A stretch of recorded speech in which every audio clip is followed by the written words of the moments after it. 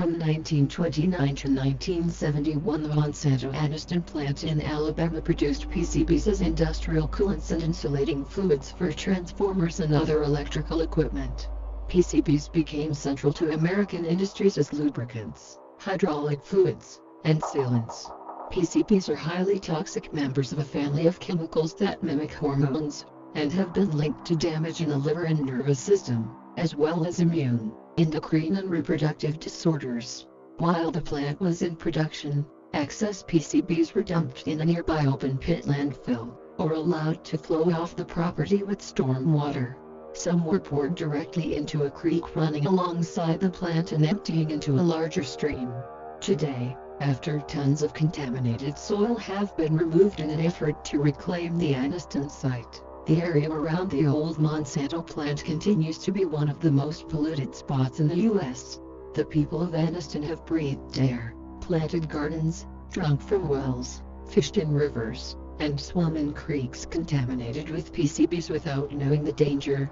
As public awareness grew in the 1990s, health authorities found elevated levels of PCBs in houses, yards, streams, fields, fish, and people.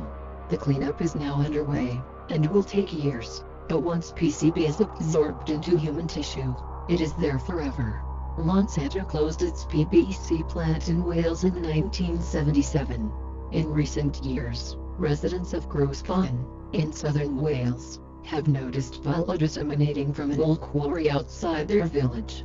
As it turns out, Monsanto dumped thousands of tons of waste from its nearby PCB plant into the quarry.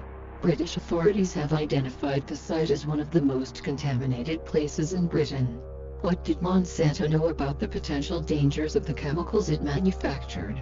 Information from court records indicates Monsanto knew quite a lot. The evidence that Monsanto refused to face questions about the toxicity of PBCs is clear.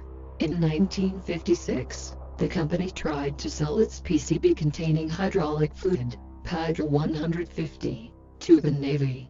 Monsanto supplied the Navy with test results from the product, but the Navy decided to do its own testing.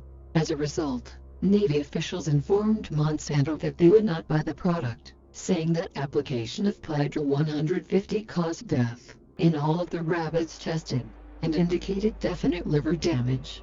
According to an internal Monsanto memo divulged during a court proceeding, no matter how we discussed the situation, it was impossible to change their thinking that Hydra 150 is just too toxic for use in submarines, stated Monsanto's medical director. In 1966, a biologist conducting studies for Monsanto in streams near the Anniston plant submerged test fish. He reported to Monsanto that all 25 fish lost equilibrium and turned on their sides in 10 seconds and all were dead in 3.5 minutes. The company swung into action to limit the PR damage when the Food and Drug Administration found high levels of PCBs in fish near the Anniston plant in 1970. An internal memo entitled Confidential, FYI and Destroy, from a Monsanto official, reviewed steps to limit disclosure of the information. One aspect of the strategy was to get public officials to fight Monsanto's battle. Joe Crockett, Secretary of the Alabama Water Improvement Commission, will try to handle the problem quietly without release of the information to the public at this time, said the memo. The plant manager of Monsanto's Anniston site convinced a reporter for the Anniston Star that there was nothing to worry about. An internal memo from Monsanto's headquarters in St. Louis summarized the story that subsequently appeared in the newspaper. Quoting both plant management and the Alabama Water Improvement Commissions, the feature emphasized the PCB problem was relatively new, was being solved by Monsanto and, at this point, was no cause for public alarm.